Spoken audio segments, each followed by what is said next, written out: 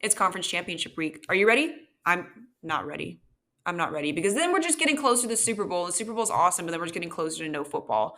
And then I have to just watch the Kings try to win every game, but they haven't been lighting the beam. So it's going to be a great weekend. Let's get right into it.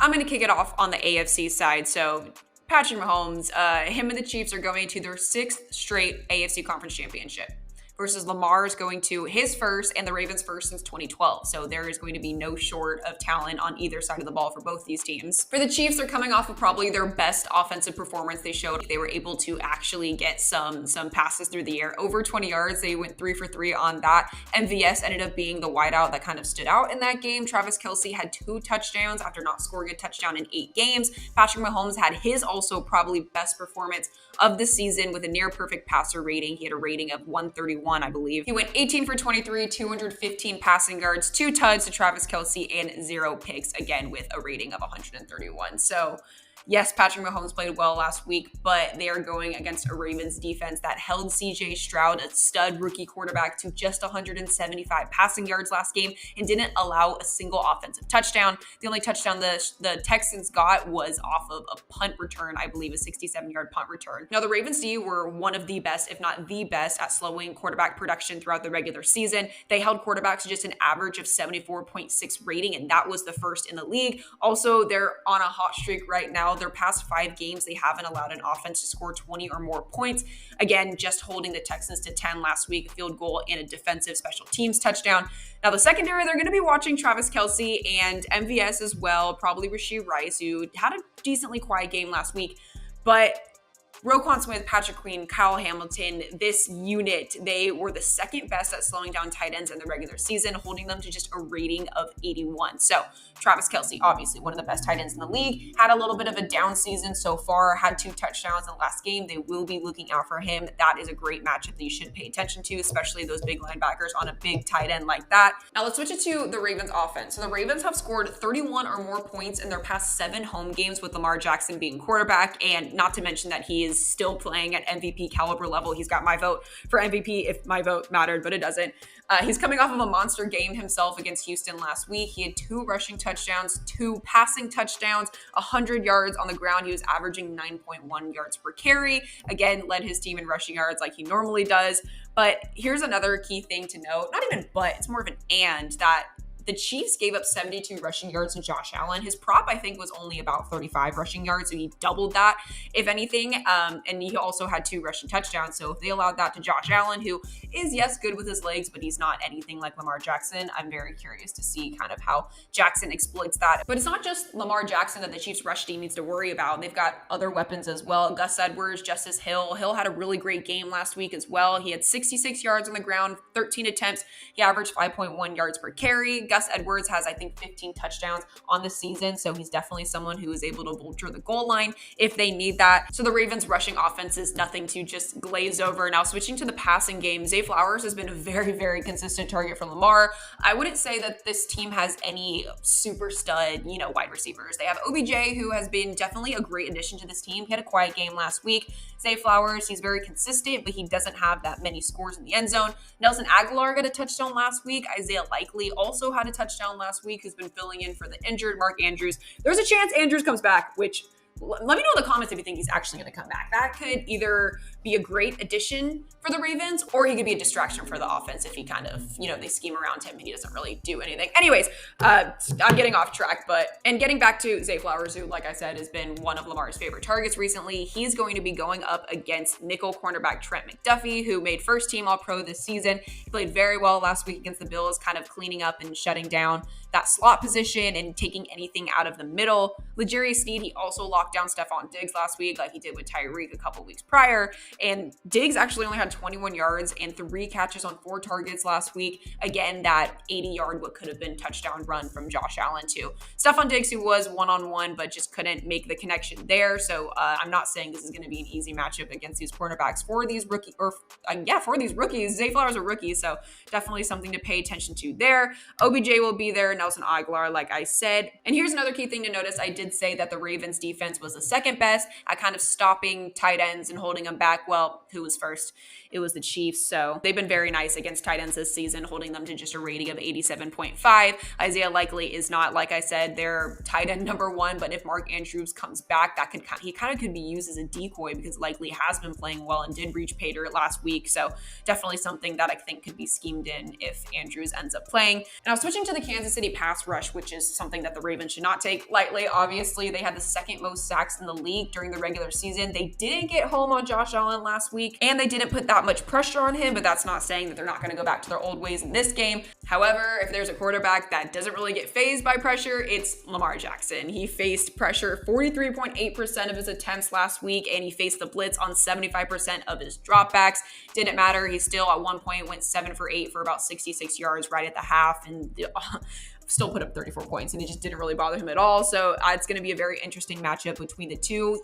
He did get sacked 3 times last week, so he's not invincible in that way, but his passer rating doesn't really change when he does face the blitz. Overall, very, very even matchup I feel like we have going on here. I mean, the Ravens definitely have an edge when it comes to Lamar's dual quarterback skill, but then Patrick Mahomes can almost get himself out of anything.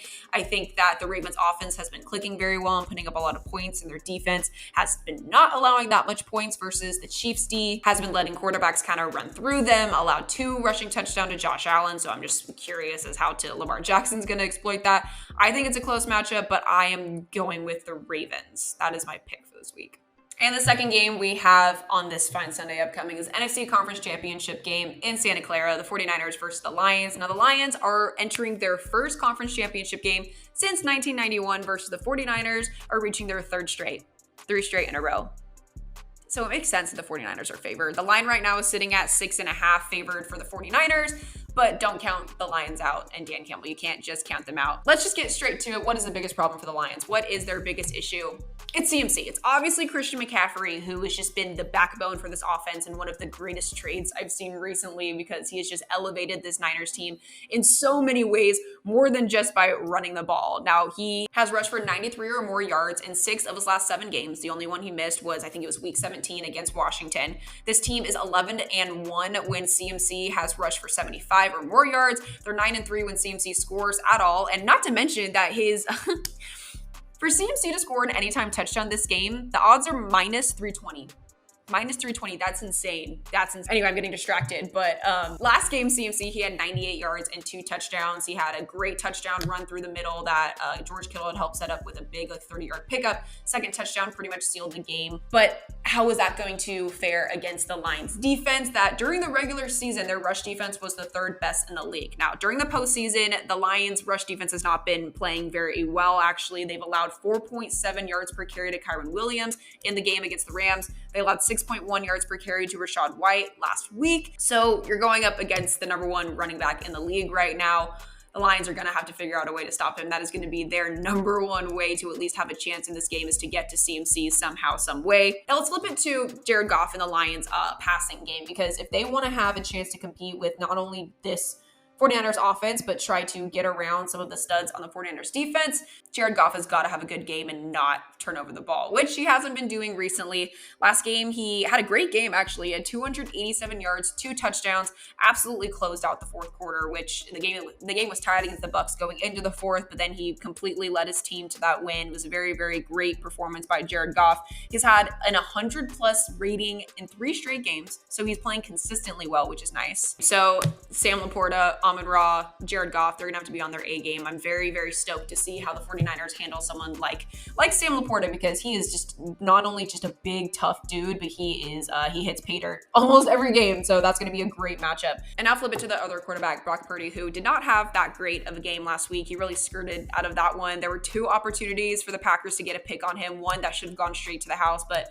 just right out of their hands, almost got it. I will say that Purdy did help leave a great 4th quarter drive. It was a 69-yard touchdown drive, which led to CMC punching in the ball for the go-ahead touchdown, which pretty much sealed the game at that point. So Purdy did look like he was struggling under the pressure in the beginning of the game. It kind of looked like his hands were shaking. He was nodding his head a little bit. Very curious to see how he goes against this Lions pass rush, because Aiden Hutchinson is on a sack streak right now. He's had 8 sacks in the past 4 games, and he's had 4 in a row.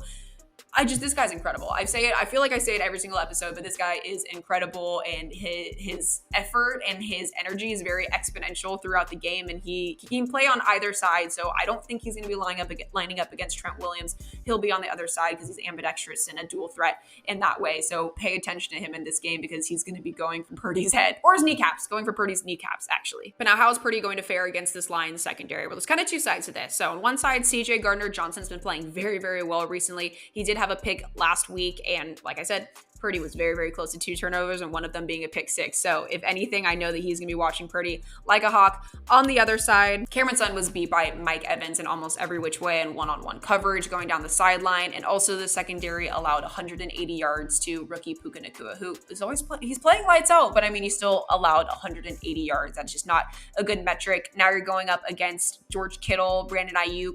Debo, unfortunately, did not practice today, so it's still unsure if he's going to be able to suit up on Sunday. Still pay attention to that because he's listed as questionable, and I'm not sure if he's actually going to be able to suit up, which is a big deal for this 49ers offense because when he's not on the field, the momentum switches.